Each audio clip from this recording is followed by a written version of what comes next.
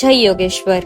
आज 12 जुलाई यानी कि शास्त्री जी की बेटी जयश्री आठवले तलवलकर का जन्मदिन, जिन्हें दीदी तलवलकर के नाम से भी जाना जाता है।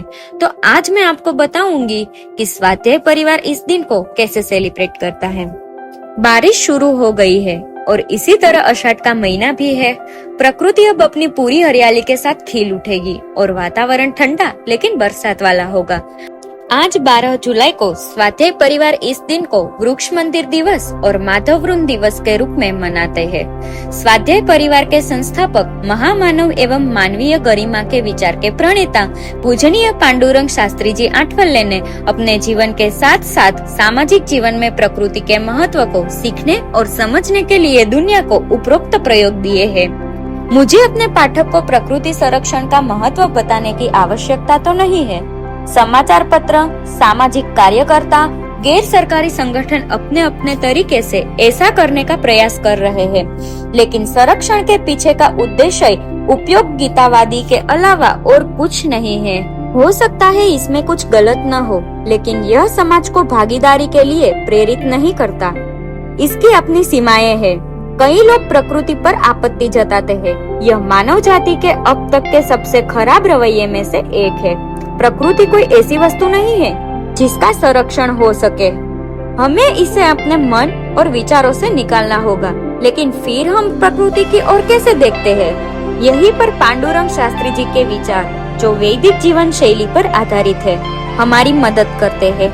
उनका कहना है कि हमें प्रकृति की ओर भक्ति भाव से देखने की जरूरत है। जैसे हर चीज में ईश्वर का वास है, वैसे ही प्रकृति में भी ईश्वर का वास है। हमें एक दृष्टिकोण को पहचानने और विकसित करने की आवश्यकता है। जिस तरह हम भगवान की देखभाल करते हैं, उसी तरह हमें प्रकृति के लिए भी करने की जरूरत है।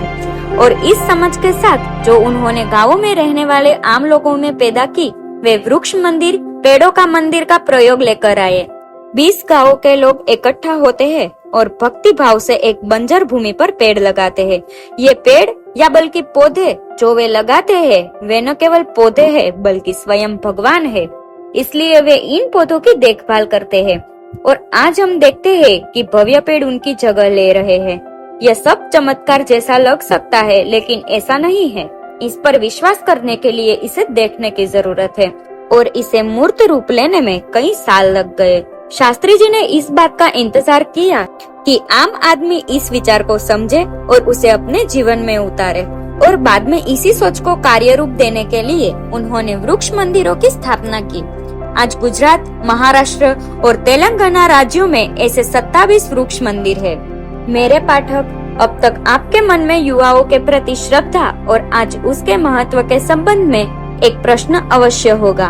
फिर पांडुरंग शास्त्री जी हमेशा कहते हैं, मैं ईश्वर, श्रुति और युवा की त्रिमूर्ति में विश्वास करता हूँ। उथल पुथल और अशांति के समय में जिसका एक हिस्सा युवा भी है और उसकी ऊर्जा का उपयोग विनाशकारी क्षमताओं के लिए किया जा रहा है।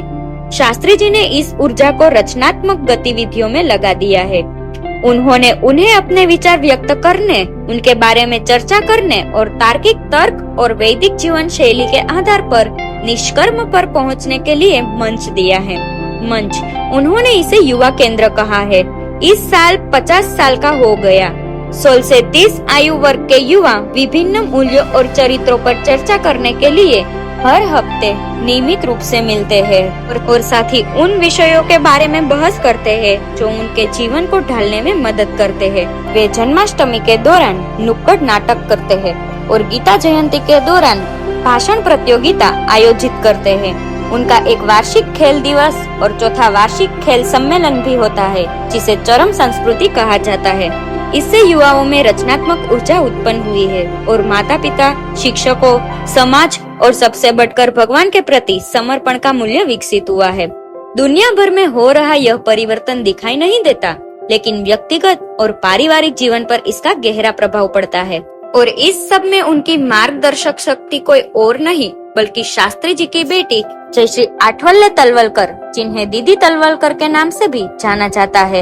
इन युवाओं के पालन पोषण के लिए उन्होंने जो कष्ट उठाए हैं, वह इतिहास में अद्वितीय और उनके प्रयासों का जश्न मनाने के लिए परिवार उनका जन्मदिन यानी 12 जुलाई को युवा दिवस के रूप में मनाता रहा है।